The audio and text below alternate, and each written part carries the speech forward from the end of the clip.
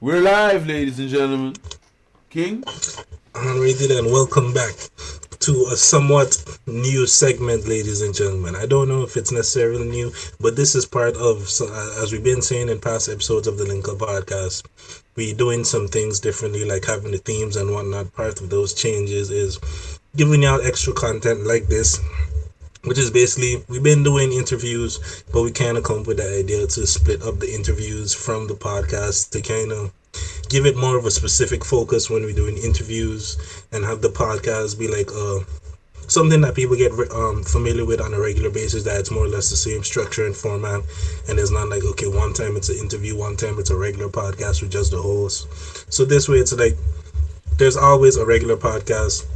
It's just now and then you have complimentary extra content like this, which would be our interviews and whatnot. And today we have a guest here with us that's been a previous guest on the podcast before.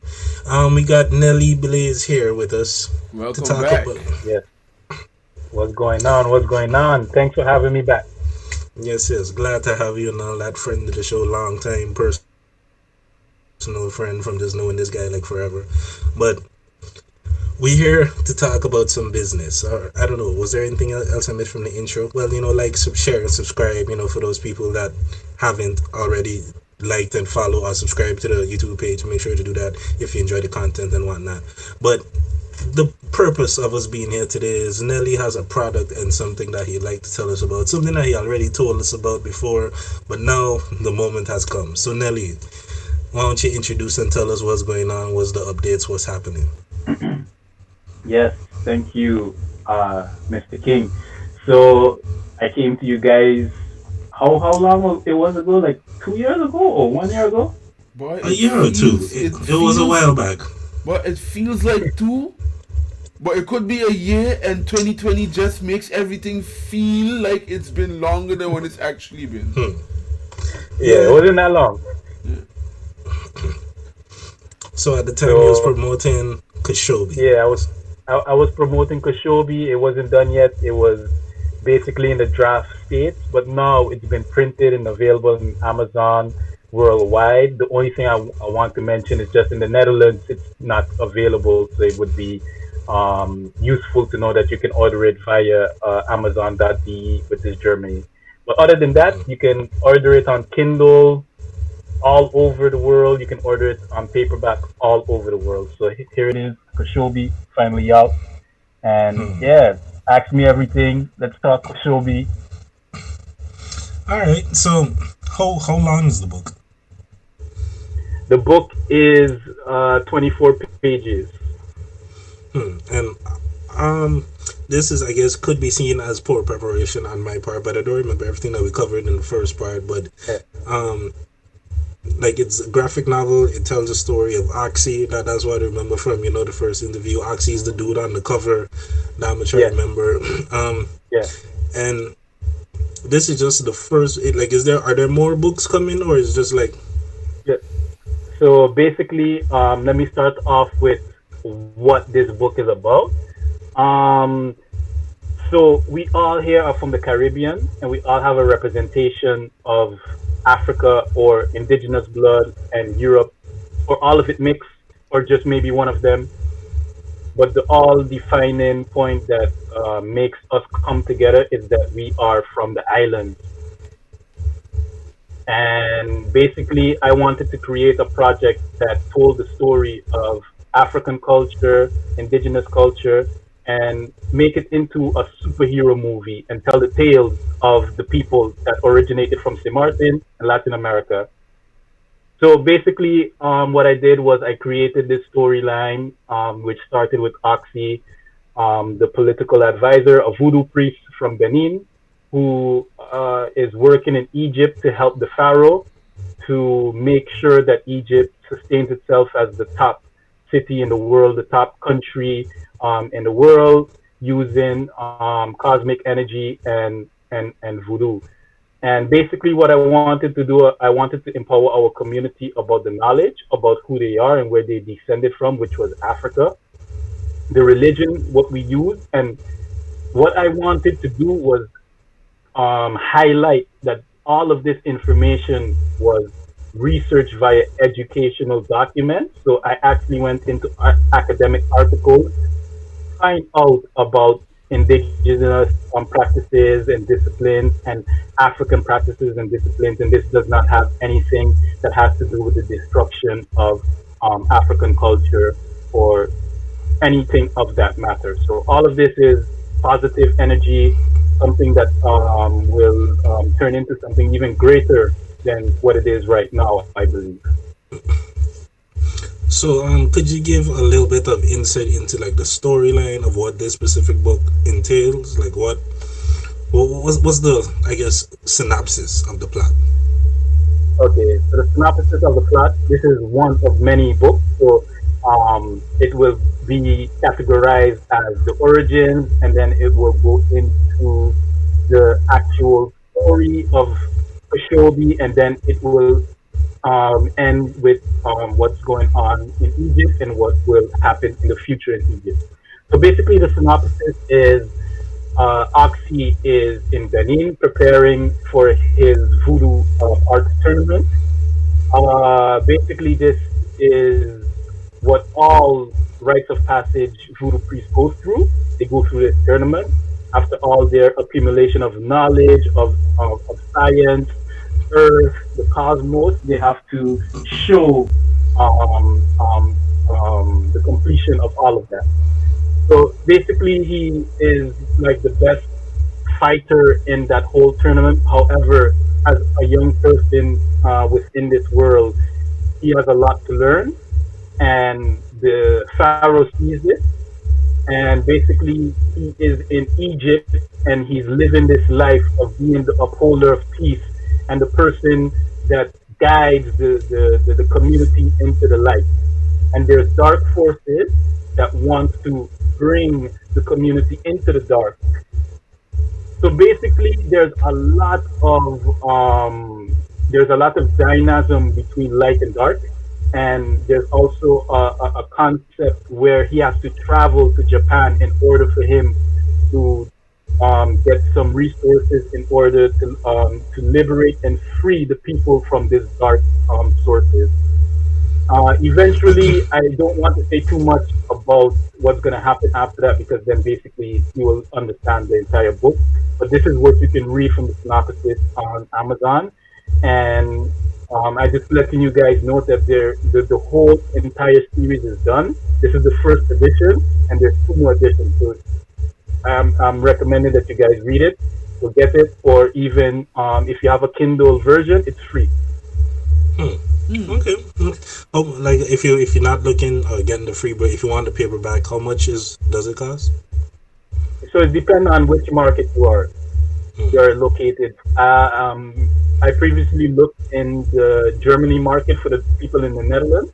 It's around 11 euros. Okay. Okay. Okay. Yeah. Interesting. So, um, like how many characters are we introduced to? Because, like I mentioned before, I know Oxy is the main character, but who else Yeah. are some of the notable people that appear? At least in this first edition, who else are other people that of So, are noteworthy?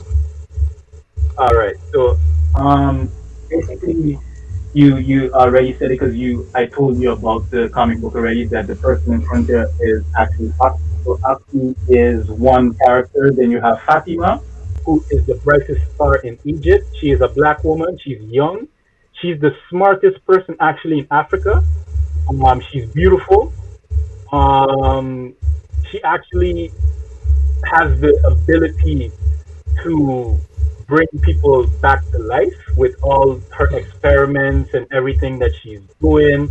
So she's very peculiar in that sense, and I think she can relate to a lot of our young black women in society. And even if you're a bit mature, I think this would be interesting for you because I'm not sure if there's been a lot of representation in the media about our black women being the most intelligent persons in the universe or in the world. So that's who Fatima is. There's also Ada. Ada is an assassin who's under the leadership of Fatima because, yeah, Fatima is a leader as well as a mastermind. So Ada is very strong.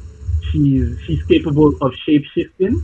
So that's something very cool that you'll get to see within this book, graphic novel or comic.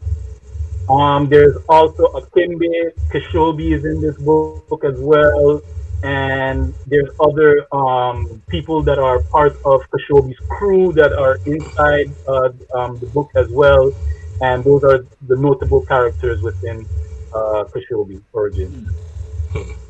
So to take it back a little bit, I remember when you first came on, you had like a draft version of with some of the first animations and how it looked. But now we are at the point where it's like full fledged book. Feel like shedding some light on how it came from that past to where it was to how it is now in terms of the animators that you were working with, I assume, and Yeah. then getting to publishing. Like, take us on Mhm. the journey of all of that a little bit. Okay. Yeah, the journey was quite daunting to be honest. So basically, when I was in the Netherlands and I was working with some students together with Kushobi, of course we had the goal and the dream to make this act to make this come alive and to be what you're seeing right now. However, it was hard because we were studying. Some of us were in our last year. Some of us were doing our masters. So it was very hard for us to actually make it come alive. So that didn't work out with those students, and we all went our separate ways. And I was stuck by myself to make this dream come true. So I went and I looked and searched wide in the Netherlands to see if I can work with someone else. That didn't work out because I had to pay hefty in order for me to continue to develop the characters. So that limited my progression as well because I was a student. I didn't have any income except for what I was getting from the Dutch government. So basically, I decided that I would get a job, a real job that could actually help me pay for this. And as soon as I graduated, I made the decision to leave the Netherlands and to look for work. And then eventually, I landed in Poland and I got a good job that allowed me to get a budget. And I found someone from Latin America, from Colombia, by the name of Wilson Zapata, and he actually wanted to be part of this project because he saw that it related to indigenous people. He has a connection to that, and it related to African disciplines and culture. So he really wanted to empower his community back in Latin America, and which better way than edutainment, mixed in education and entertainment. So he didn't want any money, to be honest.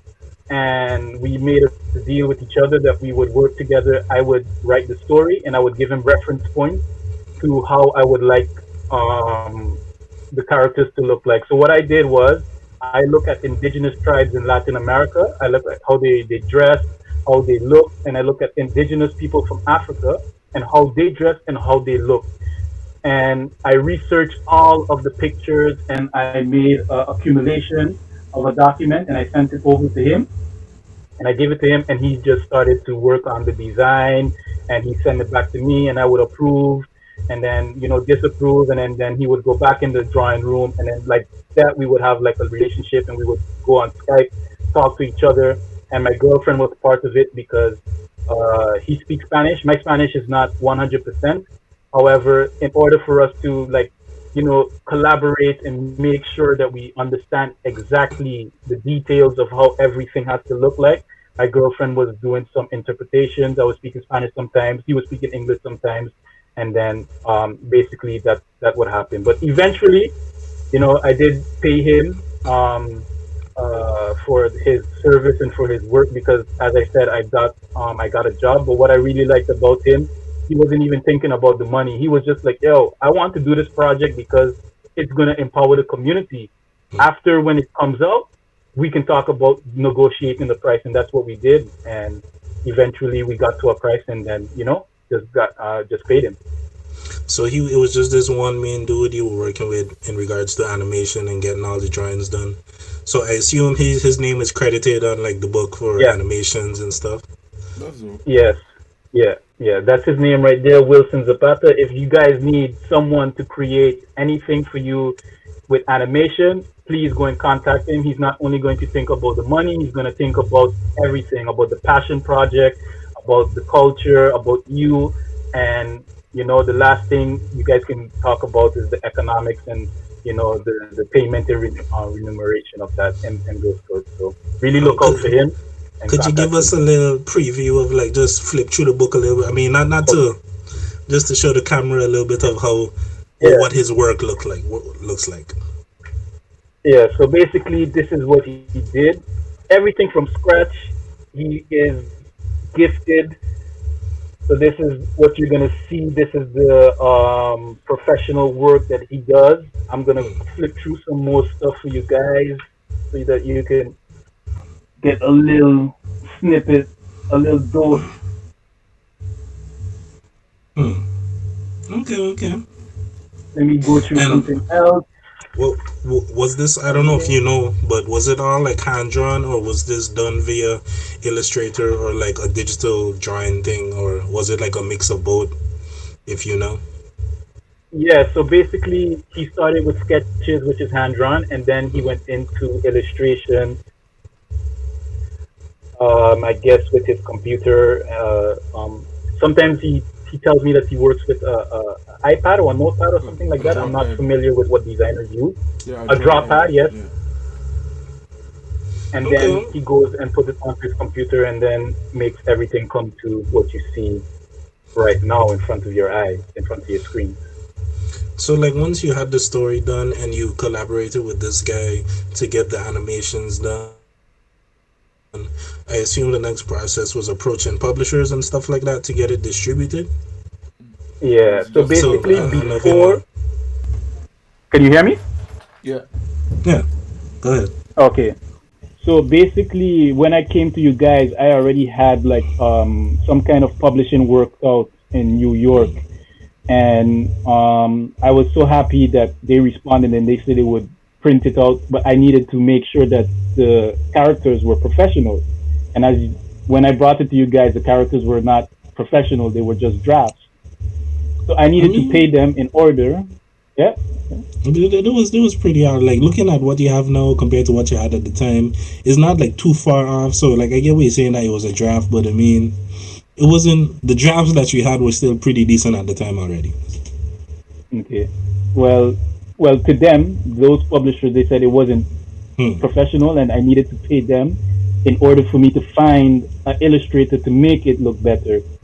So, so it was a bit. I didn't went forward with it because then I would be paying them in order to publish my book, which is like not the way that I wanted to go. Yeah, that doesn't Starting, make a lot of sense. Yeah. yeah. So I decided, look, you know what? Let me invest within myself. Let me believe in myself, and I would find a way to make this happen. And I didn't know how. And I would like to say that you shouldn't go with hope or go with dreaming or anything like that, but you should have a plan and you should stick to the plan and try to navigate whenever you see some kind of constraint. However, I had a dream and I was hoping that that something would open up, and that's what happened. I was constantly writing, and then like out of nowhere, when I was talking with my girlfriend, I told her I needed an illustrator that I can work with, but however, I'm on a limited budget, and this is where Wilson came in, and then yeah, we worked together on it, and I decided to just leave the publisher in New York alone and publish it with Amazon or with Lulu Publishing, and yeah, the process was quite intuitive and not that complicated. Just just had to hand in the manuscript, and they would look over it to see if it qualified with their quality and if it would qualify with their rules.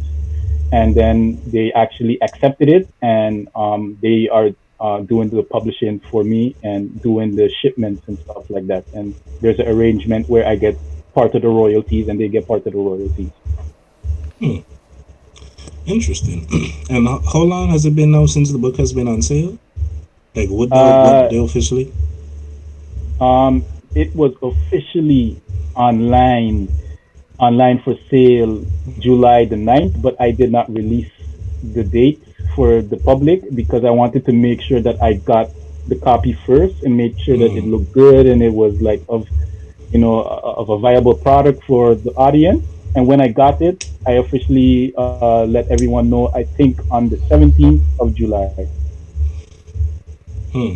So like can people also buy the book from you directly, or is it just strictly through Amazon? Because I know that is something like, I don't know if you have any copies, or did they ship you, like, let's say you get 50 copies of your own to sell on your own potentially, that, because based on the royalty contract, I would assume that is a way that you might be able to kind of get around it to a certain degree if you have a certain amount and you could kind of charge your own price there other than people going through Amazon.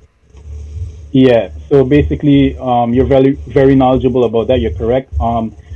There's no possibility for me for people to come directly and get it from me because then it would be more expensive. Because then what I would do, I would get it from Amazon, and then I would have to ship it to the wherever they are located. The only thing that I can get is an author copy, and the author copy looks like this, which is not for sale. And of course, what you said is to protect the royalties that they get. And if I have my own copies, then I would, of course, dictate my own price. And then, it wouldn't be fair to Amazon that I'm having my own price and then they're having a price. So, exactly. The only method to get it for now is through Amazon. And I'm looking to see if it can actually be in libraries and Mm. other Mm. online platforms. So I'm looking into that as well. Yeah, I hope that they figure out a way for writers in general, and in your case, like a yeah, it's a comic book. It is a comic book. Yeah, Kinda, yeah. To be able to just publish their stuff, just like how artists can just publish their music through a publishing service, and it just goes everywhere immediately. Because I don't understand in this digital age, how we are not there already. That you could just have your book everywhere, because it's just exactly. data. So yeah, they should make that work, in my opinion.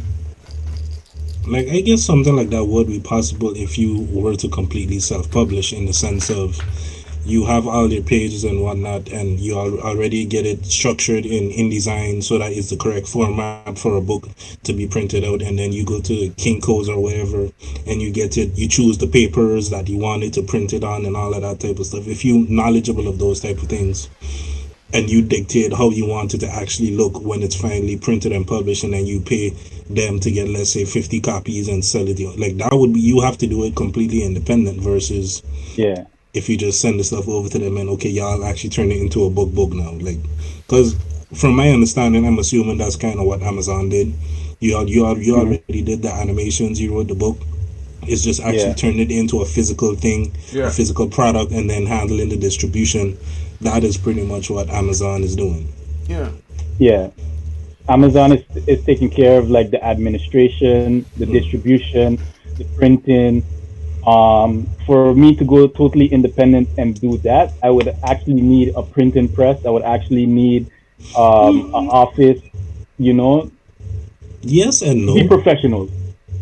Because I mean, like, depending, like I said, if you, there are print shops and stuff where you can, if for restaurants and businesses and stuff that want brochures or menus, and like just Mm, those, the flyers and stuff like that, printed magazines, you can just go and choose like the different types of papers, the glossy or the slightly more rigid. Like, these are things I know from Kadia teachers today, like when I was doing graphic design and stuff. So if you wanted to print a magazine or do something like that, they gave us more or less the basics on how to go about it. So if you just have the PDF files with all the necessary information and send it to mm. these people, and choose your, make your selections of what types of paper and whatnot you want it printed on, and a hardcover, soft cover, paperback, like a glued spine, and like, once you make those specifications, there are ways you can go about to doing yourself. Like, I'm not trying to deter you from the way you're doing it now. I'm just trying to, put you on that if you want to take it a step further. And, Mm. ownership is like one of the main buzzwords these days when it comes to black people, making sure there's black ownership and whatnot. So, like, if you could That get is true. That is 100%, 100% true. if you could get 100% of the royalties, cut out the middleman, this is like Nipsey, the marathon continues mindset. I mean, you familiar with Nipsey? I ain't gotta tell you this. Exactly, exactly. And that was the process of what I initially wanted to do. Regarding what you were saying, I was in the Netherlands going to a printing shop, and I gave them the specifications and what I wanted. And I actually had a draft version of Kushobi, which was a bigger version. Everything was bigger, white paper and hardcover and everything like that. So I actually went to that route first to actually see how it was going to be like. Um, and I did a little calculation to see would I be able to sustain this method? Would I be able to penetrate the market? And taking into consideration all the business that goes into it and all the vendors and negotiations that I had to do, I would have to be really committed to just sticking to Kashobi 24/7 and traveling and making sure that it actually is Get done in a professional manner, right? So taking that into consideration, you're 100% right. That would be like self published, self owned, black owned business, and I would get 100% of the royalties. But then I would have to be really efficient and meticulous on how I go about it. And at the time, I didn't really have a support system where I could navigate these waters by myself. But now, with my girlfriend and with Wilson, and we seen the potential of this project on how we can like penetrate maybe even let's say Netflix for like an animation or Disney. So what you're saying might be something that we might consider. So we're actually looking into the Spanish market, and we're trying to get it published in Spanish with a publisher there. So we're looking into that right now. So we're taking it step by step. is it available on that note? Like, is it available worldwide? Because I know you mentioned Germany or Amazon.de for the Hmm. people in Holland and stuff. Like, I assume it's also available in the UK where you're located Yes. now. But like, what other places is it available or? So it's available on Amazon in Spain, France. This is paperback. Amazon in Mm, Spain, France, UK, United States. I'm not sure about the other markets because I want to make sure I put out the correct information. And then when it goes to Kindle, it's available in almost every market. So Japan, Germany, America, Australia, wherever you are, there, where there's a, like an Amazon login page that you can get into, mm. it's available for Kindle. But the paperback is a bit just catered towards the regions of like .d, .es, .com, .uk. So if you're in the Netherlands, like I said, there's some kind of market dispute with Amazon in the Netherlands that they have to arrange, that they have to get. So, but the Kindle version is available on the Netherlands that if you want to order it. I get now that you say that. I remember reading something and about Amazon integration in the Netherlands. Mhm. Yeah, I remember reading that. I think it's something to do with ball.com and some stuff, other stuff. Exactly, Yeah, yeah. exactly, exactly. So that's basically market dispute. That has nothing to do with me, so I am not in control of that. However, it Honestly, is live, in other markets pretty like much everywhere. Germany. Yes. So And I have a Kindle, Um, so I know what I'm going to do after this. you you yeah, mentioned that you trying that there's plans at least to try to get it into the Latin American market. I yeah, assume that that involves getting it translated and then republished. Is that things that yeah. you are having to take upon yourself, or is would that be handled through Amazon, where it's like okay, they getting in contact with translators to then? No. So this one, what I'm doing right now. So Amazon is available in Spain for anyone who is in Spain. However, it's in English. So what I decided to do together with Wilson and my girlfriend Maria was that we need to penetrate different several markets that are untapped. and that's a Spanish market. And the Spanish market consists of Spain, Latin America, and also some parts in Africa. Hmm. So what we're doing is we're trying to get a publisher to translate it for us and publish it within Spain, and then like that, I think it would be the same thing with Amazon, that we would have part of the royalties and they would have part of the royalties. So we're looking into that right now, and also we're looking into penetrating the African market and try to get it translated in Swahili or Arabic. Oh, Interesting. Interesting. Mm. On that note, kind of like, have you gotten any backlash or pushback from anybody in explaining, like, because I'm just thinking, coming from where we come from, where it's like a heavy Yes, Christian dominated type of thing, yes. do you get any backlash? Was like, yo, you trying to push evil, demonic voodoo on people type of thing? Like, Yeah. So not like directly, because no one has approached me and said that you're trying to push it, but in the back of my mind, not even in the back of my mind, but being really conscious of where I come from, being conscious of the programming of our people, I do have the perception that the more Christian people, or the people who are who lean towards that Christian religious upbringing. background, upbringing, they have that perception maybe. But I don't want to block everyone in it. But for those who are not saying it directly, who maybe are saying it indirectly or discreetly, I have one thing to mention. Um, we all from the Caribbean, I'm going to just stick to the Caribbean. We all from the Caribbean have a history where we were first in Africa. This is documented in historical documents. So anyone who's of the other perception that they originate from Europe, or they originate 100% of indigenous blood from the Caribbean, then they don't actually know the history of the Caribbean, and they don't know the history of Europe. So what happened when the colonizers came to the Caribbean, specifically the Nina Pinta, and I forgot Santa Maria. the Santa Maria, they wiped out almost every indigenous person on that island.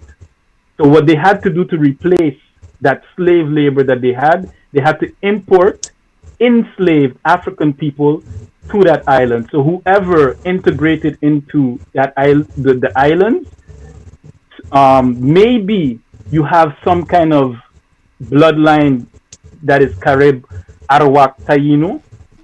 Maybe. However, you originate from West Africa, or from whichever region the Dutch, the Spanish, the French came and had the slave trade. And what were they doing in West Africa at the time? They were doing their own religious practices, they were doing their own marital practices, and they had their own educational practices and language systems. And at that time, there was no talking of this is evil, this is bad, or whatever the case may be. This was your culture. This was 100% your culture, and this was documented, and also this was oral tradition. So even if it was not documented, there's something called oral tradition, which was passed down from generation to generation in Africa. So with all that being said, voodoo was one of those religions that was in Africa. And for those people who are not actually going into academic articles and to understand that this is a religion just like Christianity, just like Hindu, just like Buddhism. Buddhism, just like all those different religions, voodoo is 100% the same thing like all of them. It's defined as a religion. However, the demonization of the religion came because African people and African descendants of those people used that religion to liberate themselves, whether it was in Brazil, most notably in Haiti, or in New Orleans. This was the religion that bring our people together. This was the religion that our ancestors remembered and used it to translate into several other religions, which is Santa Maria, or Santeria, you whatever. mean? Yeah, Santeria. My bad, Santeria. Whatever religions that you see that we have that are in the ecosystem within Latin America and in the Caribbean. So I go by researching documents and actually taking factual documents and translating it into a meaningful discussion and into a meaningful book to tell the story of our people rather than taking information from a time and an era where they use Christianity to enslave people, to rape, pillage, and steal. So if you're in the mindset of not taking education and historical facts that were written down, and you're into taking information from a time and a people at the time, and I'm not saying everyone, I'm just talking about the people that did this enslavement and colonization. They actually use this information to make your ancestors docile, to make your ancestors give up their Comply. religion and Yeah. everything. So so right now I'm actually giving you the real information, the liberating information, and I'm giving you your history. So if you want to deny your history and deny where you come from and everything like that, you can do that. I'm not saying don't do it. However, do not come up and make believe things that are not true. I will say I feel like you worded all of that like wonderfully. I couldn't agree with you more on a lot of things you just said because I'm aware of like some most of what you're saying already just from my own readings up on history and Christianity and voodoo and all of those things, the interconnection of how things change once colonization happened and all of that. But Mhm. I'll just last my question going on too long. Uh, Hmm. King, you're too young for this. No? I don't know. Yeah. It's bad stuff. It's bad stuff. Um. So I guess like this is not the question I had, but to go to another question, like what's Yes. the plan? What's the I guess what's the next step in terms of Kushobi? Oh, now I remember the question. This is a fiction book, right? Yes. So I Yes. assume there's some amount of like all of what you say, given the actual history, and you mentioned the factual documents and stuff like that. But given the Mm-hmm. fact that it is a book of fiction, like, can you give an example of something that is where you're taking the actual factual history and looking at the truth about voodoo, but there I assume you took some artistic liberties and making it like weaving it into an interesting way in the world of magic and stuff like that that you're talking about. So can you give an example of like what may be factual and how you made that into a I guess fantastical scenario to make it Yeah. more interesting for the book? Yeah. You know what you just did? You just asked a brilliant question, which would give some plots away, and I'm trying to Okay, think wait, away yeah. all. I mean, if it's just like for example, a way if you can explain something about maybe the way the magic system in this thing works, because I assume there's powers associated with the Mhm. stuff. So I don't know if there's something about that and how that might be like. Okay, well, it's not true, but in voodoo, it is based on something that's actually like, kind of like it. Yeah. Um. So, Woods, you had a question before I answer? Yeah, I was just about to say don't spoil. Yeah. Don't spoil me. No. I don't like being spoiled. Like I told you last time we spoke. I'm a comic book, anime, manga reader. I'm deep into it. That's why I have my Kindle. I don't read books on my Kindle. I read comic Hmm. books because that's the only thing I cannot really. I can buy it here in the Netherlands, but I think it's overpriced. So I just read comic books through my iPad and stuff like that. Um, Okay. but yeah, like maybe try maybe to help you. Like Yeah. when you mentioned that the character that could shapeshift, like maybe link that to how is that related to voodooism or stuff like that. Like maybe. Yeah. Mm. Okay. So, I'm going to come back to you, Woods. But I am not going to reveal the plot in any way. It's just that it was a brilliant question, and I have a perfect example to actually give, like, which educational facts that I took into consideration when building this story and implementing it into this story. But to your point with bringing factual information about voodoo into how I put it into this and conceptualize it into fiction, into a story. So let me first go into an actual source of what I use, and then I turned it in to a tale. So I did research and I sit down with a descendant from a Carib from Honduras. Thanks to Dina from St. Martin, she hooked me up with her family member, and he told me the story of his people. So he's a PhD student right now studying. So he's an academic as well. I consider myself an academic because I'm working on a paper. So I'm not only working on fiction, I'm actually working on releasing a paper together with my former thesis supervisor. So both of us are so in the future, I'm looking to release my own paper by myself, which I'm going to get into, but this is not about that.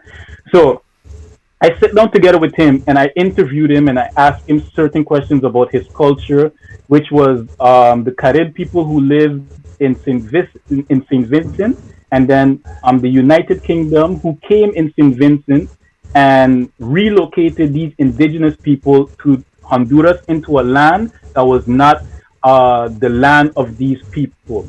So they came and they colonized Saint Vincent, and they had many wars against the indigenous people there. And when they had these wars with these indigenous people who were the Caribs did not back down. They kept on fighting. They would not give up.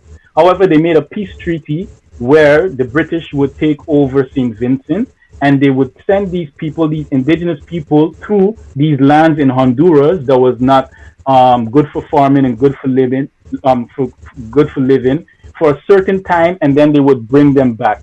However, the British did not keep to that treaty, and they broke it, which led to the Carib people living and staying in Honduras.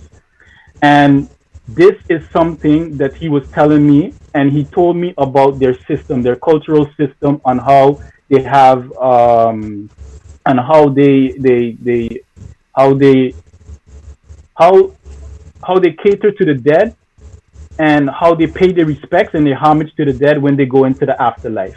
And this is something that you can see with Mexico, and they call it the Day of the Dead. When the people die, they pay homage and they go and they bring food and they bring beverages and they bring their music, and they have a festival. So it's something Isn't that similar what to those. Coco was based on? The movie, the Disney Pixar Yes, movie Coco. Yeah. exactly. So I want the Christian people, whoever says anything about evil, attack Disney with all their Cinderella and Beauty and the Beast and everything like that, because that's witchcraft and stuff like that, with wands and everything like that. So Hmm. if they want to discreetly or be against that, then stop watching Disney. Stop watching Beyonce with her collaboration with Disney as well, if you want to combat that. But back to what I Yeah. was talking about. So we discussed that together, and I implemented that cultural fact that he was telling me about, that you can also research too in academic articles, and I put it within this book as well. Where it is in this book, you would have to find it out. It is a puzzle, and that's what I made this book to be, like a puzzle. I think I was explaining you guys that I wanted it to be something like you are reading the story. However, you don't know that I'm trying to teach you about something. I'm trying to connect you to something realistic that actually happened. And that's why I didn't want to say what I wanted to say about when you asked me that. Now, coming back to the voodoo. Okay, so when people think about voodoo, they think about witchcraft. They think about the devil and the scary movies that they see in TV that has been portrayed by Western society. However, voodoo is not that. That all of that was make believe by Western society in order to make people to entertain people and also to program them to fear this religion. So what voodoo is actually is a system that caters to the science and to the nature of the world. So it actually studies the connection that we have to the earth, the connection that we have to the sun, to the stars, and then they give that different the different connection gods and stuff like that that you can pray to, or that you can seek guidance, and it's a very complex system. There's a very complex religious system that I did not really dive into to understand the intricacies of it. However, I do understand, the base structure of how it is, and several gods like Legba and Bondie and all of that. Of course, I'm coming more from a Haitian aspect because my dad is Haitian, and I did research the Haitian voodoo, and then I went and researched the Nigerian voodoo, and it's quite similar, but there's differences.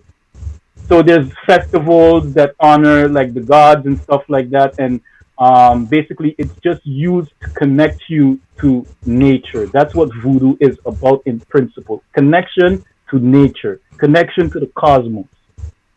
Hmm. But like earlier, you mentioned animation, like possible collaboration with Disney and stuff like that, or Yeah. something along those lines.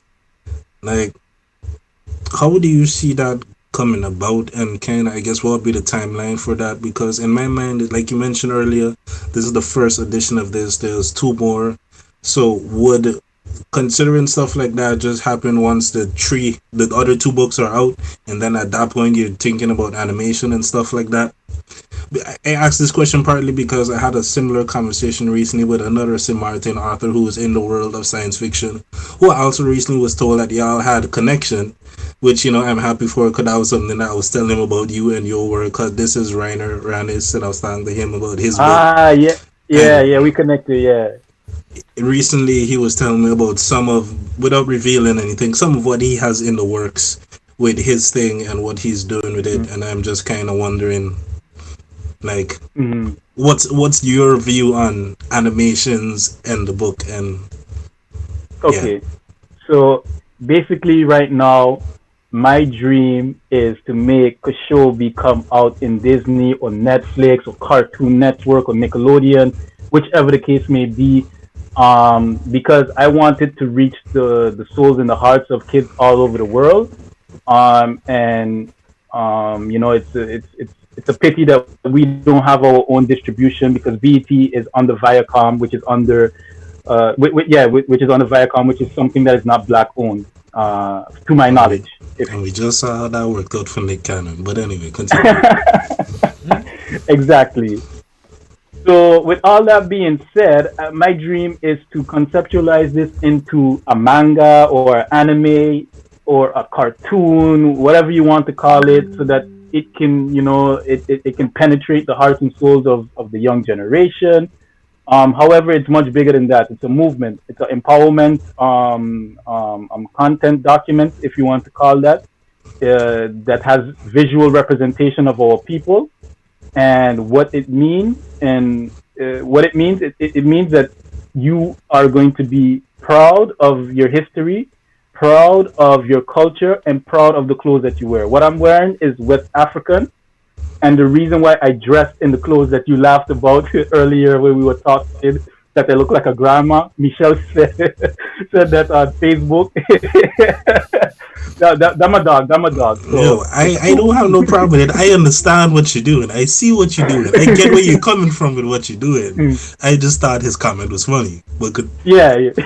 I just want to let you know that that I have a comedic side, and if someone laughing at me, I would laugh too. 'Cause ever since I was small, people have been teasing me and making jokes with me, so that ain't nothing Hmm. new to me.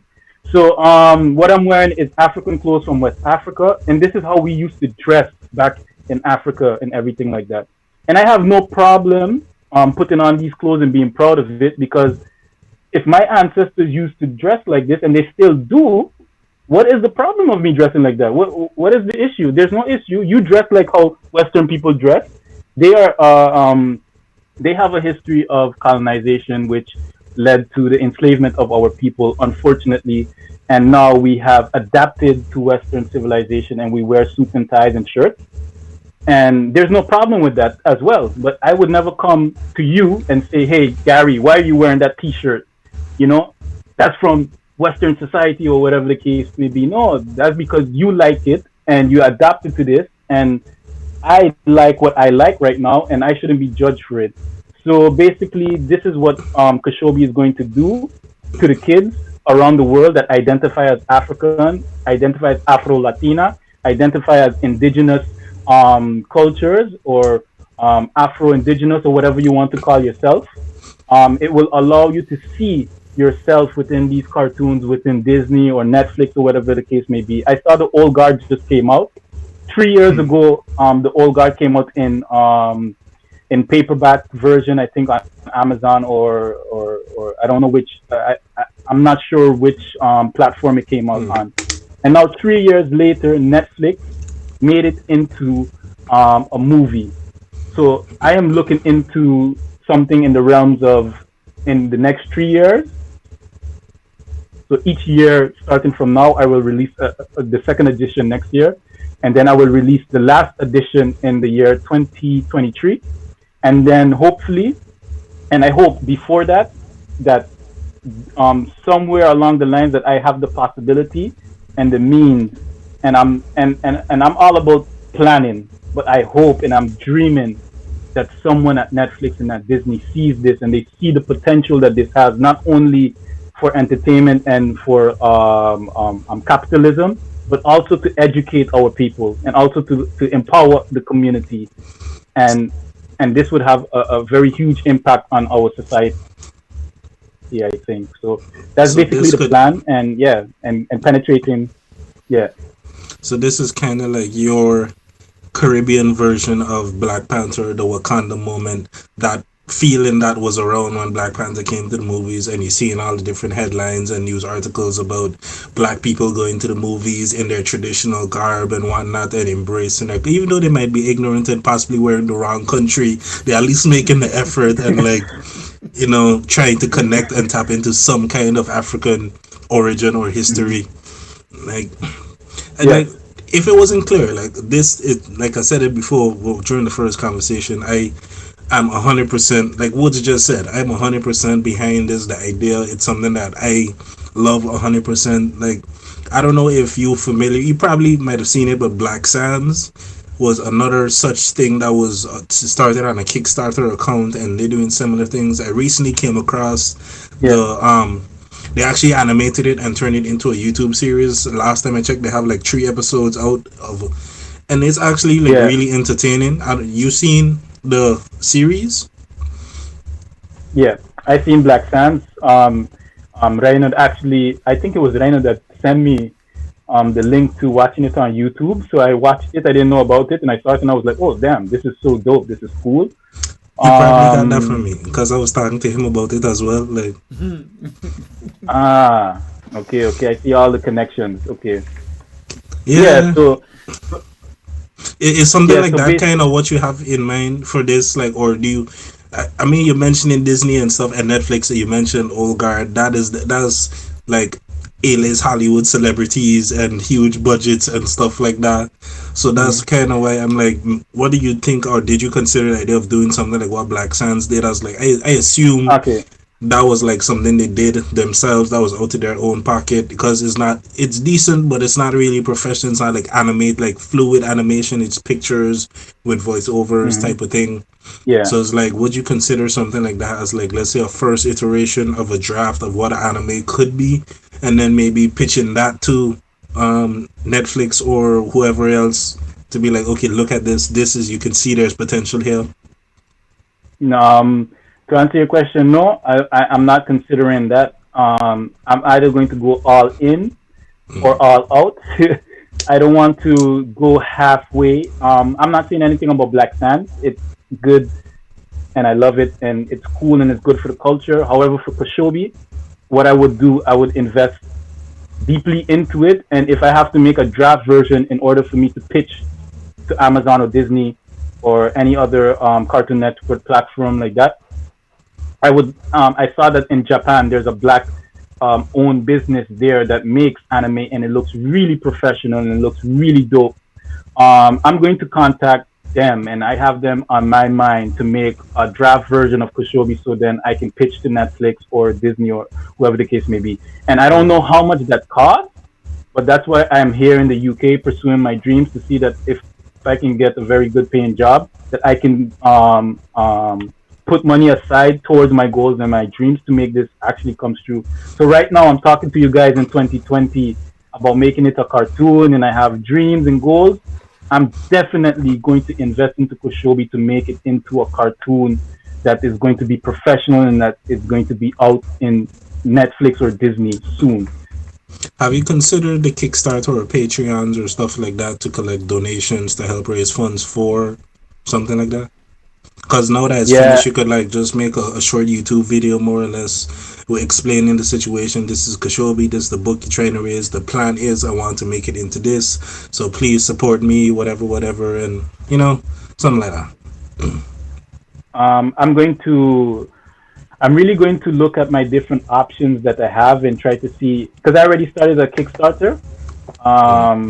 before and it really didn't work out. Probably I didn't market myself well enough or I didn't make a detailed enough plan. What I think I'm gonna do right now is I'm gonna utilize what I'm learning in what I'm studying right now within business, and I'm going to make a plan for me to self finance myself. I'm not sure how I'm going to do that, but I'm going to seek opportunities with different stakeholders. I'm going to try to grow the fan base, and I really need to sit down together with people who want to help me make this come true. I could not make this come true without the first people that believed in me, the students that made the draft versions of Koshobi. Without them, Koshobi wouldn't be here right now. So I have to really thank them for the work that they put into it because without that, I couldn't go to Wilson and tell him, this is page one, this is page two, this is page Mm. three. Like he would have, I don't think he would have seen it clearly enough, you know. And Okay. together with my girlfriend and Wilson, we made this come true. So I would need a team, and we would need to sit down, and we would, need to understand, like, hey, this is not going to happen easily. You're not going to see a paycheck right now. However, in the future, we're doing something that is going to impact the future generation to have the same impact that Black Panther had. The only difference, what is going to be, is that rest in peace, Stan Lee. He is of European descent, and he made Black Panther. It wasn't a black person who made Black Panther, you know. So it came from that world, from his world. However, Kashobi came from me. I'm an Afro Caribbean young gentleman, and I made Kashobi. So this is actually from the culture of Black people, African people. And For if us, we by can us. start exactly, and if we could make a cartoon or a movie that would allow people to wear their daishikis, allow people to wear their kaftan, or whatever their head wraps or whatever they want to be in the future, to go to work, to go to church, to just be in society, I think we could invest in that as a nation, as a group of people. Hmm. Have you considered potentially making like Kashobi merch to go and say like do some T-shirts and just put Oxy on it or Kashobi and start like getting doing that to potentially raise funds? You already got connections with Homeboy in on animating. Just get him to adjust some of his drawings, make some poses and whatnot, put them on shirts or who knows what else, sell them, use that to raise some funds for the brand type of thing. Put those funds Yeah, into the movie. Just like ideas. yeah, yeah. So actually, Maria, can you help me out a bit? I just want to show you something. Um, can you get the Kashobi clothes that I have? I'm kidding. The kaftan, the clothes for the girls. The Kashobi, the marina. So I actually have that. I have that. I'm so happy that you asked that question. I don't know how it happened. Let me put the screen a bit back like this to give you a little insight on how it looks like. So right now, should I turn the camera to you, or you want me to hold it up? So right now, I'm not sure if you will be able to see it like this, but I'll try my best to put it in a way to show you like this. So this is a kaftan. This is what people wear in Western Nigeria, and I put it on this kaftan right now, so Hmm. Kushobi, so that people can wear their actual clothes, and this can be something different from what you're actually buying from, let's say, H&M, Prada, Gucci, and then they do something like the coolest monkey in the jungle, and they're like taking all your money, and they're not doing anything for the community. This is actually something that would teach you to embrace your culture and wear something that is different and you are actually supporting someone who is black and start from the ground roots. And I'm not coming from a rich family as well, so this would be building capital for me, and I would invest back in the community because I love black people. I love people from all over the world. It doesn't matter where you come from, but I would invest into my community, and I know exactly how to do that, with education, sports. Can you show me the other one that for the girls, the dress that you have, the jacket one? So I have been thinking about that, to get it in the market, to get people to grow the fan base and let them have different options, and this can Hmm. contribute. So this is also part of what you can wear. This is for the ladies. This goes on top of the Kushobi shirt for the women. It actually is like a full suit. I'm gonna show you the under part right now. Looking for it. There's, I think it's here or between one of those there. So basically, I'm looking for the rest of it. But yeah, to your point, I've been working on See, you've been hard merch. at work. Yeah. So yeah, man, everything is set up so that it can actually sustain Kashobi to go to the next level.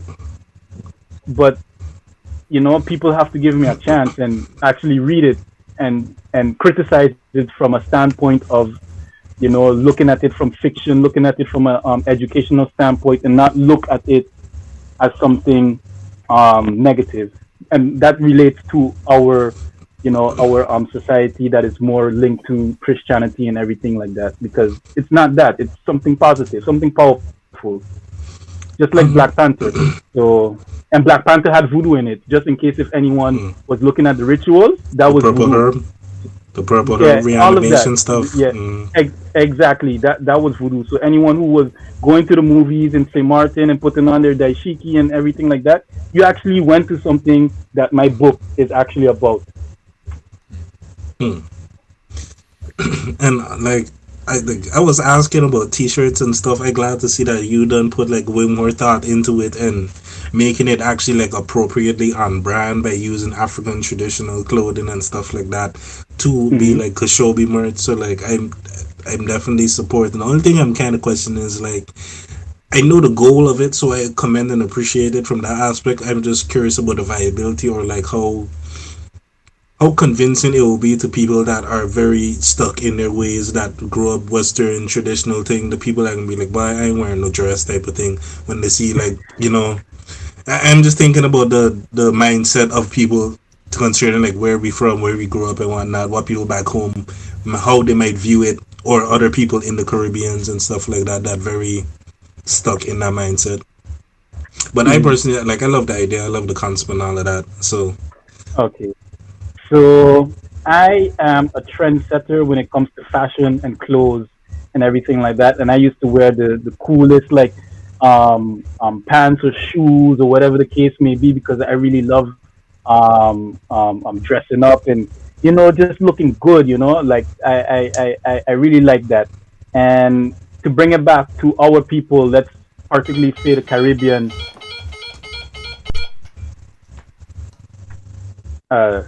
Is slight everything good? interruption there, I Okay. guess. Yes, yes, it's normal. I know. So to implement something that is cool and for people to relate back to, like saying, "Oh, I ain't going to wear this African thing, this all these color thing," and you may hear some people say, "Boy, you look like a Haitian" or something like that. Um, all these stigmas, or you look like an African, or all these stigmas that you put, you have to see that it's negative. You have to understand that you're perpetuating hatred. And if you want to evolve and you want to go to the next level of your best self, of unity amongst black people all over the world, you have to go to a journey of becoming someone that is enlightened within the realm of unity of African people. African liberation, and African liberation does not mean the oppression of other nations, but it means African liberation means African people are liberated and other people are liberated equally, and indigenous people are alike.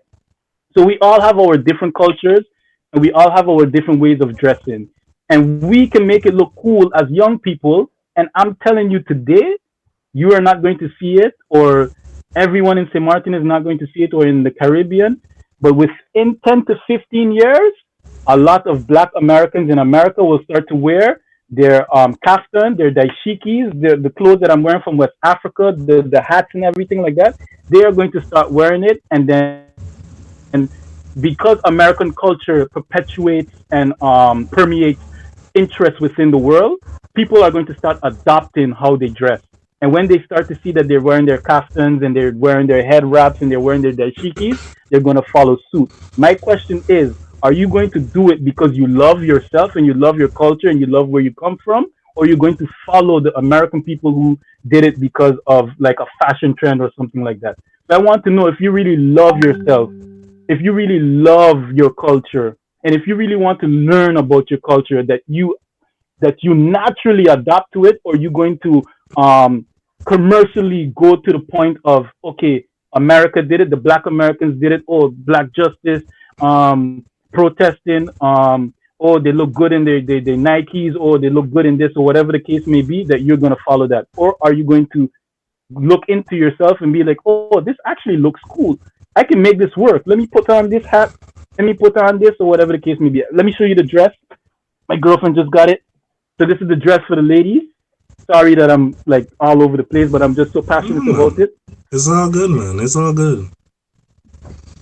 So this is the dress for the ladies. If you want to look good, and so this is the piece that I'm talking about that goes for the ladies. So the other part of it, you Mm. put on the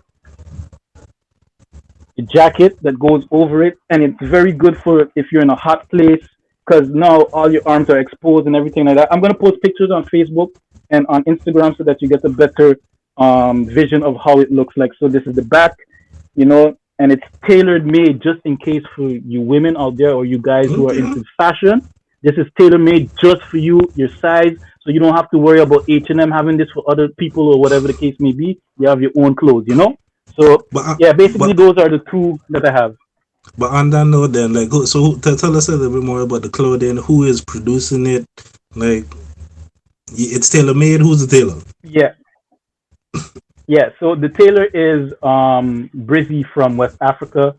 He, Brizzy Image from West Africa. He's the one that is making all this clothes that you're seeing right now. My long kaftans and everything like that you've been seeing me wearing lately. Yeah, so it's from the soil. It's from West Africa. It's traditional. It's your culture. From for the people who from St. Martin, you actually derive from West Africa, because I was researching where the people from St. Martin came from, and I was trying to trace back the roots of St. Martin people. For those who wanted to get a start, you can start with West Africa. You can do a DNA test, and I guess you will get how much percentage you are. But I'm here to tell you that you originate from West Africa. So these are the clothes that your forefathers and mothers was wearing and stuff like that. So yeah. Hmm. Again, like I completely support all of this stuff regarding the clothing, the embracing of the culture, trying to shift the mindset of the youth and the future going on from here, because it's something that we talk about oftentimes, or they often hear people say it in regards to like how important representation is, seeing people on screen, like. Oh, I remember a question I had. You mentioned the book is 24 pages long. Are the second and third Yeah, edition also going to be the same length, or are they going to be longer, or like shorter? What you thinking? yeah. So the second edition will be considerably longer. The reason why the first book is this short is because I had to put the information in bite-sized dosages, and I had to make sure that I did not complicate the story. The story is very long and big, and it has a lot of components to it. It goes in the past, and then it comes to the present, and then it goes to the future. So in order for me to break it down like that, I don't know if you ever watched Dark, the series Mm. on Netflix, I heard about it, but I'm watching it. but it's a very powerful story. But if you actually sit down and watch that series, it's super complex, and they broke it down into 3 seasons, and that's what I want to do with Kushobi.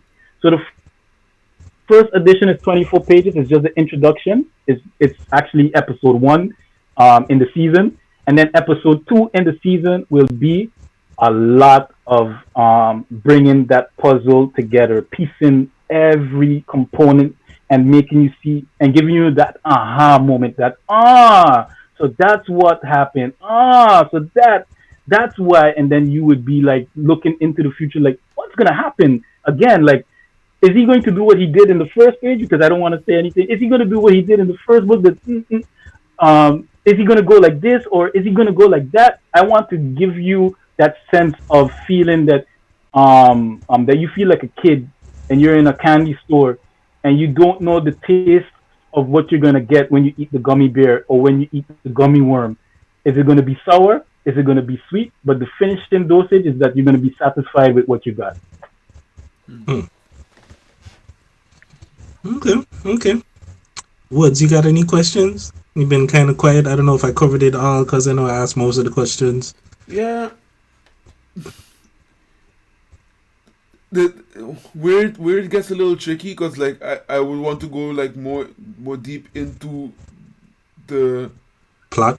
the plot itself, but Yeah, I would want to do that after I've read it. You understand? yeah. Because then it would be a little bit more of a character question. You understand? Yeah. So what was the inspiration to do it like that? Or you understand? Or so Yeah. maybe after Yeah. reading it, what I can Yeah. promise that I would do is I would review it. I would appreciate if we could have like a second interview where you guys actually read it. I know right now it's the COVID-19 pandemic, and just to let everyone know, if you have a Kindle subscription, you can get it for free and you can read it for free. So just in case if anyone out there has like economical situations, you don't have to go and buy it or anything or of that nature or that manner.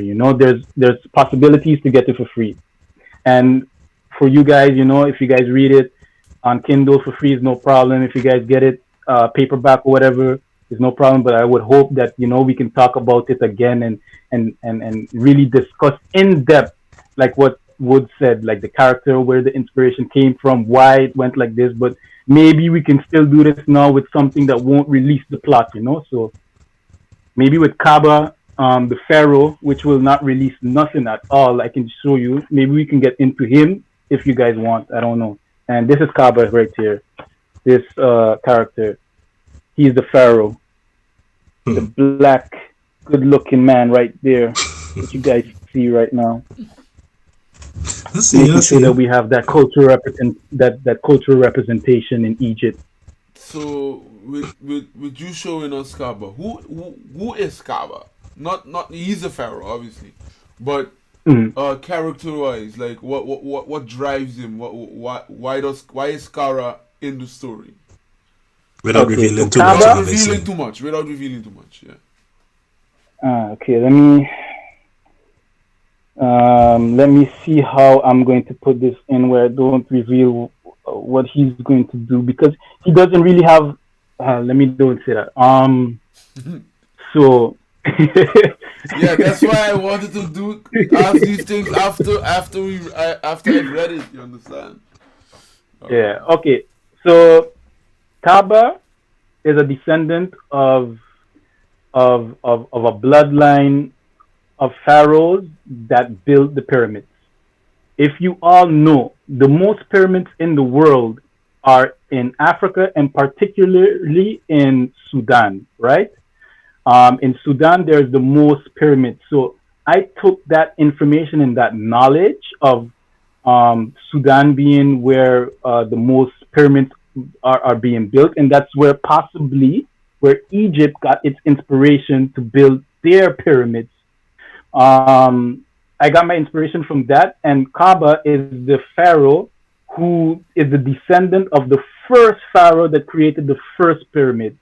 So as you can see in this book, which you can see in Amazon preview, so it's not revealing anything to anyone, is that here you can see a pyramid is being built, and Mm. it takes you to the journey of him wanting to outperform his grandfather, his Yeah, okay. father, to create a pyramid that is bigger, to create a pyramid that means so much to the people in Egypt, that they have a sense of pride of the architecture, that they have a sense of pride of the knowledge that it's connecting to the stars and everything like that. So that is who's Kaaba. His leadership is about implementing people to be embracing the level of what Egypt is supposed to be, the mecca of knowledge, the mecca of inspiration, the mecca of architecture, everything that has to do with inspiring the world.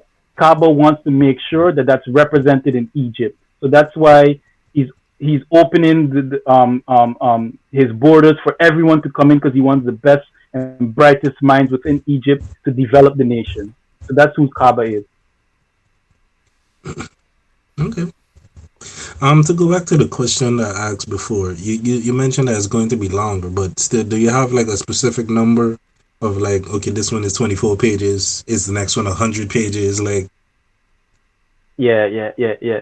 So in total, the actual book is about how much pages? One 160 pages is that's the all actual three? graphic novel. Yeah, All all three three? put together. Mm, Yeah. Yeah, okay. all three put together is 160. So I am not sure how much the second book is going to be, but I want it to have a very big amount. I'm thinking maybe 50 pages to 60 pages for the second edition. Is there any plans to like maybe potentially, since I assume you already have this whole story written out, since you say like it's all done Yeah, and it's just a matter of kind it's of all you done. already got plans on when they all coming out and all of that. Is there also things in mind for like prequels or sequels to kind of expand on the world of Kushobi? Because now that you created this whole universe with all these different characters and magic systems and like powers and whatnot, it's like I don't know how comprehensive it is, but I'm just thinking 100 pages of information to for me, a person who likes series and long, being able to enjoy something for a long amount of time. What when you think on anime, for example, people who watch One Piece and Shout it's out to One Piece. 900,000 episodes, like like it's a little bit too much for me. But I appreciate stuff like Yeah, Naruto where there's very deep and flushed out backstory. There's like all kind of going into the founding of the village and yeah. like all the history that they get into of really flushing out the world of the Hidden Leaf village and everything that happens in Naruto. So I'm just kind of getting to that. Like, are you considering expanding on the universe, making either a prequel, sequel, more background information? Because you say it's like Hmm. future and past. So Yeah.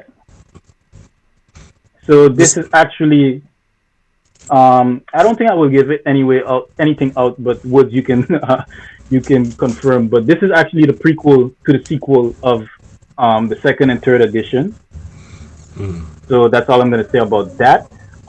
So Kushobi, I don't know if there's going to be more after the third edition. It's going to be based on the fan reaction to mm, see how they react and see if they would want more. Hmm. Of course, it's going to be difficult because I already ended it in the graphic novel how it's supposed to end. But mm, then there's a plot twist that might make it go all the way to the origin.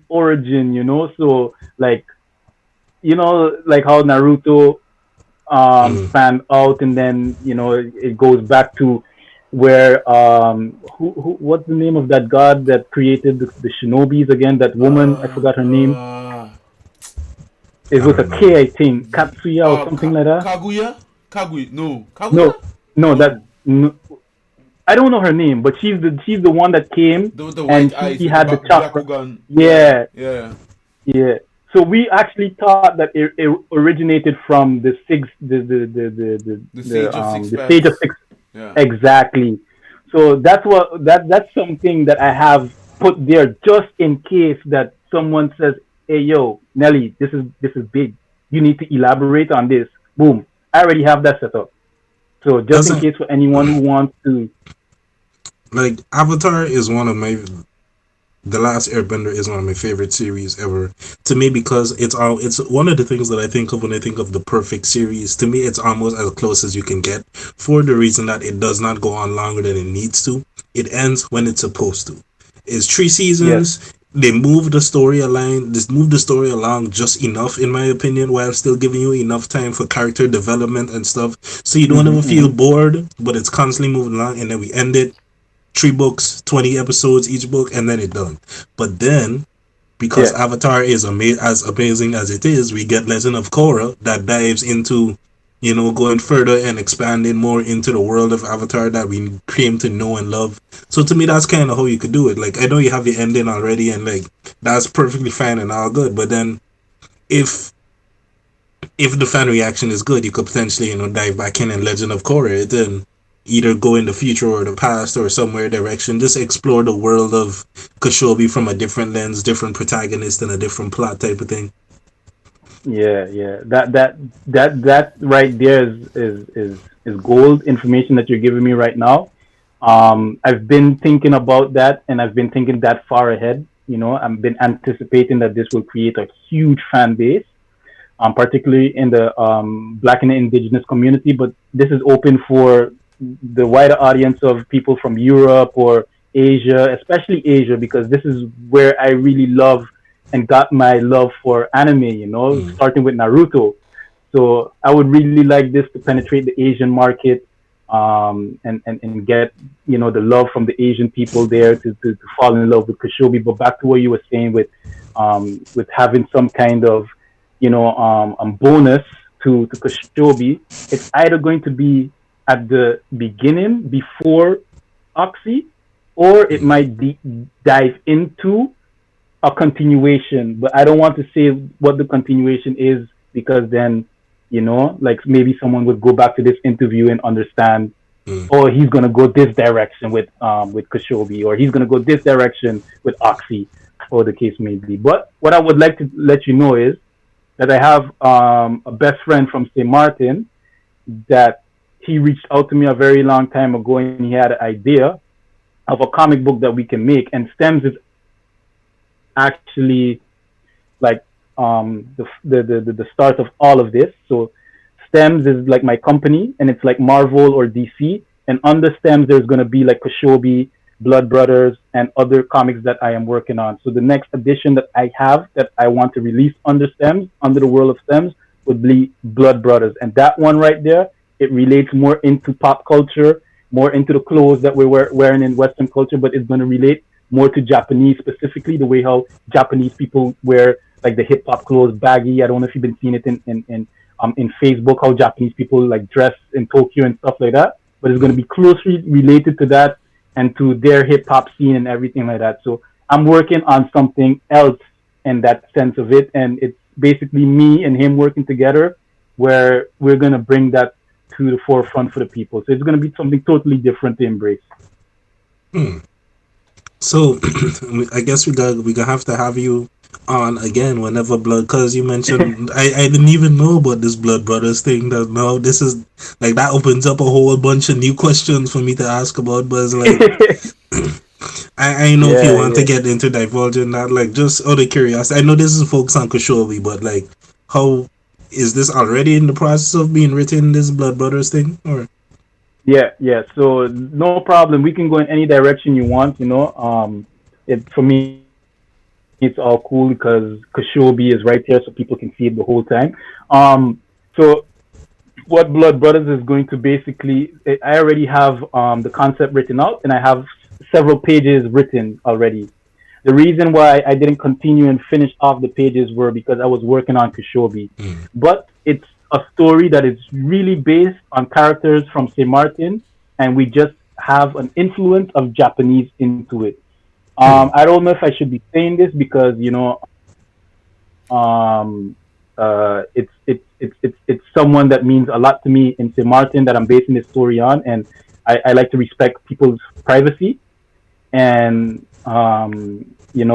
like this person passed away as a kid, hmm, and without me having the permission of the family, and the family not knowing that I'm talking about this person. I don't want to state the name. I However, Makes understand. sense. Makes Like sense. that's a sensitive something. I discussed this with my best friend from St. Martin, and I was like, hey, this person was like so big, so kind, so loving, and so caring that it would be cool to put him in the comic and pay homage, and then have like some kind of chemistry between all these people, because basically it's going to be in the Caribbean, and it's going to be dope. It's about going into the underworld and stuff like that, and working with being with brothers, and having this friendship, this kinship with each other in the Caribbean that you can't break. So you're gonna see like being in the beach and stuff like that, and just bringing that and putting it in a realm of sorcery, in a realm of going underground, in a realm of like it just takes you into a far dimension that I think that we should have always had in the Caribbean, because we have Anansi and these different Mm. tales. And to bring it back to Anansi, which is something coming from Africa, which is folkloric. So anyone who's been talking about Anansi and stuff like that, and St. Martin and stuff like that, that has to do with Kushobi as well, because that's something that came from West Africa. If you want to really go back into it. Mm. So like, yeah, I don't know what questions you have. You can ask. I'm sorry, I'm just babbling away. Hmm. Do you see yourself creating something like the MCU, the Marvel Cinematic Universe, or like the Arrowverse type of thing, where characters from Blood Brothers make an appearance in Kashobi, or vice versa, or whatever future other iterations or new characters, new storylines they want to create? Like, Yeah, yeah. do you already have like some thought in mind of like, okay, I got Kashobi done, I got Blood Brothers on the way, and that's a work in progress. Do you have like plans for other things for the future further down the line that you might be thinking of? Let me create this story or create a story around this. Yeah, so I'm happy that you mentioned that. So what I did was, before writing Kushobi, I looked at DC and I looked at Marvel and I looked at all their movies, and I kept on looking at their movies over and over. Hmm. And something what was very important to me was all of them had a starting point, which was either DC or Marvel, and then you could see with later iterations that they started to come in the world of each other. So Hmm. they start to merge the worlds of, let's say, of the different superheroes, and they coming together to defeat like Thanos or something like that. So I want that to happen with Kashobi and Blood Brothers, where they actually come into the world together to fight a foe that is very strong and that is Hmm. destructive to humanity. So all of that is in the works. It's not there yet, to be honest. But I want to lead into that. So I guess based on that statement, it's safe to say that well, no, because I was gonna say that based on that statement, it's safe to say that Oxy survives in the end of Kashobi, or but then you did say Kashobi, not necessarily Oxy himself, so I don't know. I just trying to pick some stuff that I Why are can you figure out trying to spoil the from the story story. for yourself, dog? Listen, I don't mind a so spoiler if I can read it still. No. so I think I had told you guys what was going on when I was in the Netherlands, because you just bring something very important just now. And to be honest with you, because I don't want to put any spoilers, especially for Woods, like I'm going to respect what you just say. um, you can see Oxy or you cannot see Oxy. Maybe it will happen, maybe it will not happen. You have to read. Anything can happen. That's what I'm going to say. Anything can happen. Hmm. Okay, okay. I apologize for my yawning and stuff like that. I Ah, don't no know. worries, Like, no worries. it's not that the conversation is boring me. They just happen to be like general, not related tiredness. Ah, don't worry about it.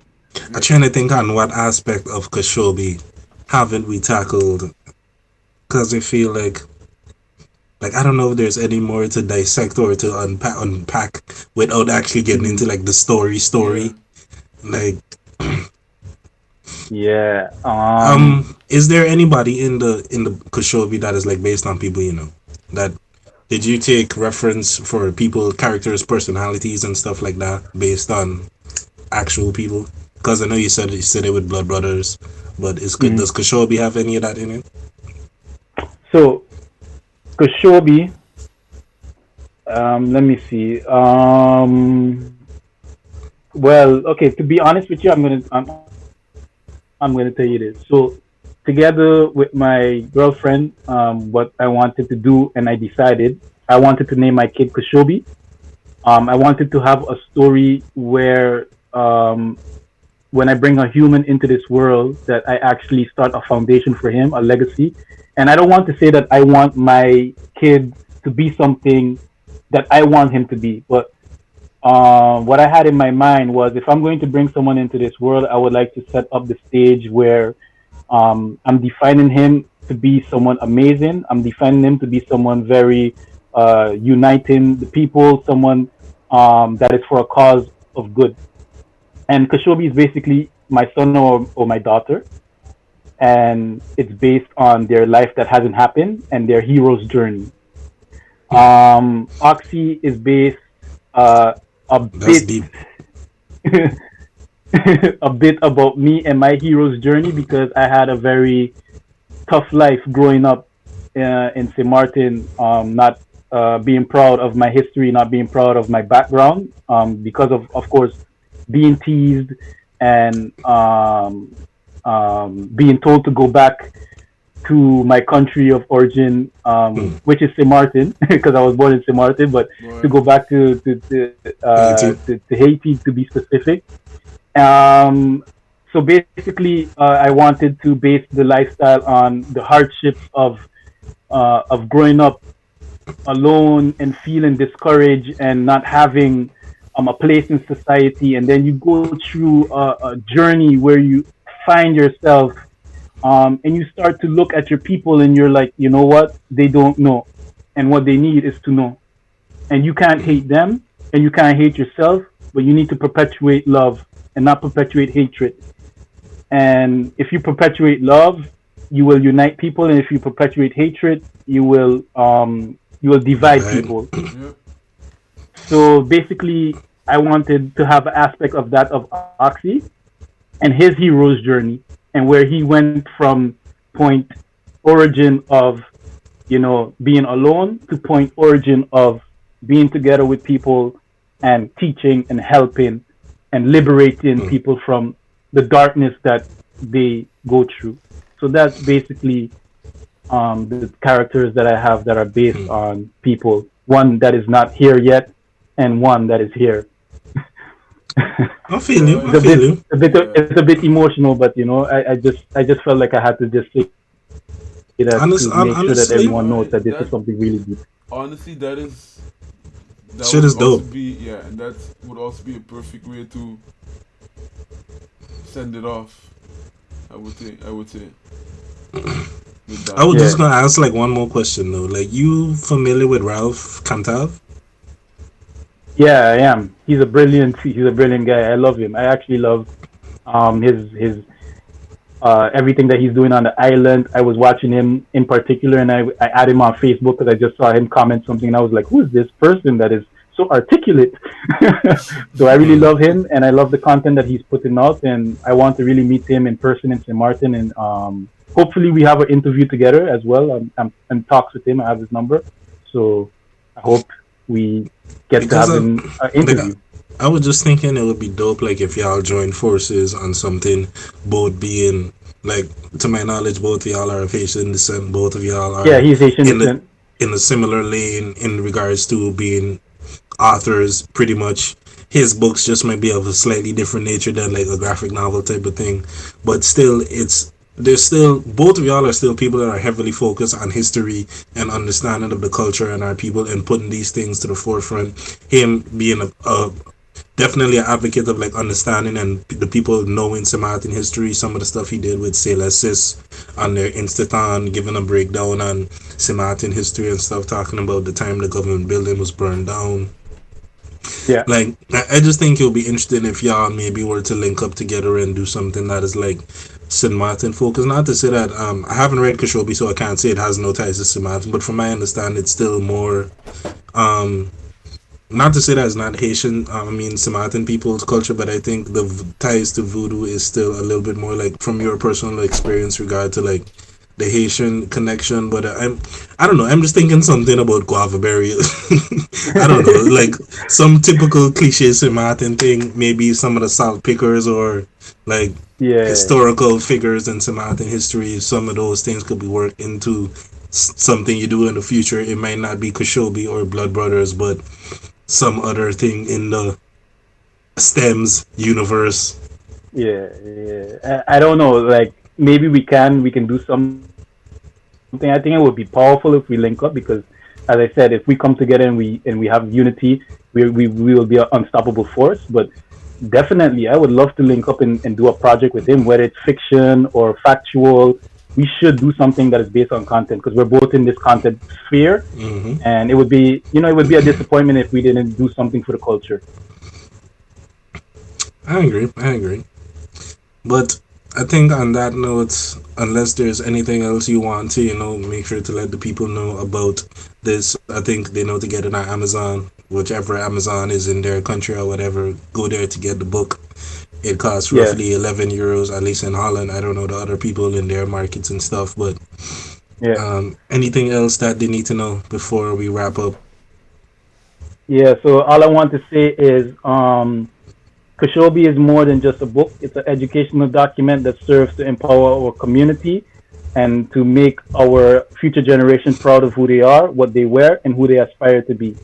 So, if you want to teach your kids, your students, whether they are black, indigenous, or mixed, or white, or Asian, about African culture, indigenous culture, this is it right here. This is it. Oh, Get it right that now.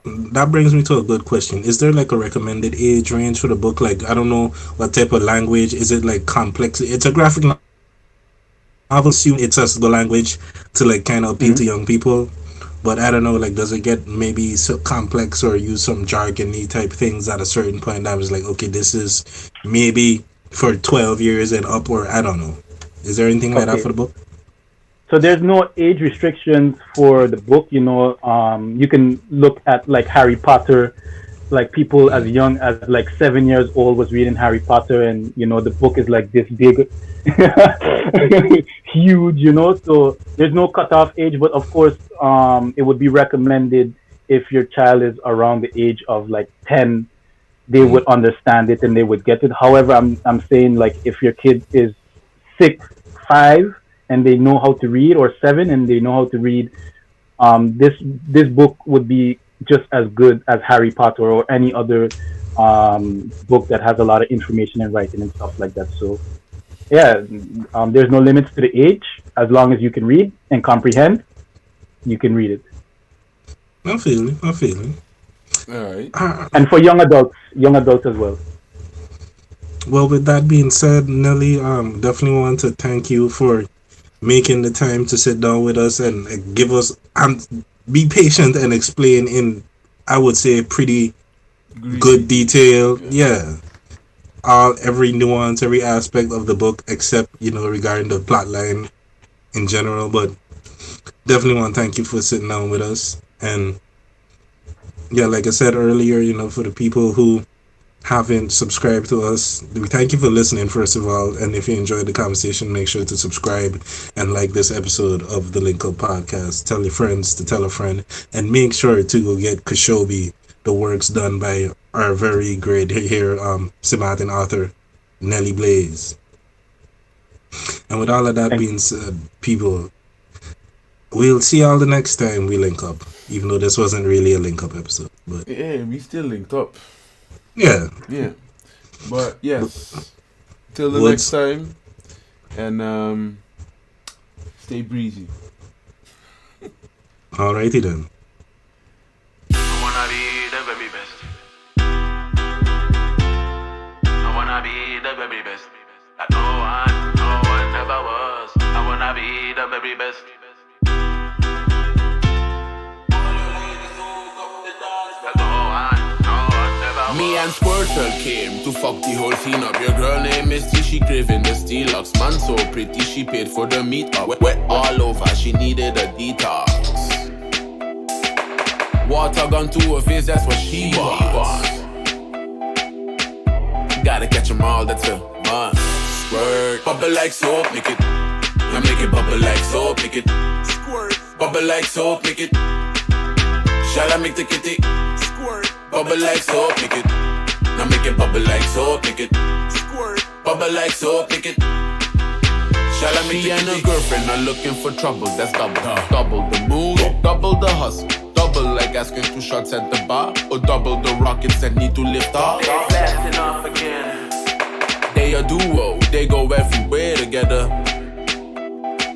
We dog trio to my place due to bad weather. Squirt, bubble like soap, make it. Now make it bubble like soap, make it. Squirt, bubble like soap, make it. Shall I make the kitty? Squirt, bubble like soap, make it. Now make it bubble like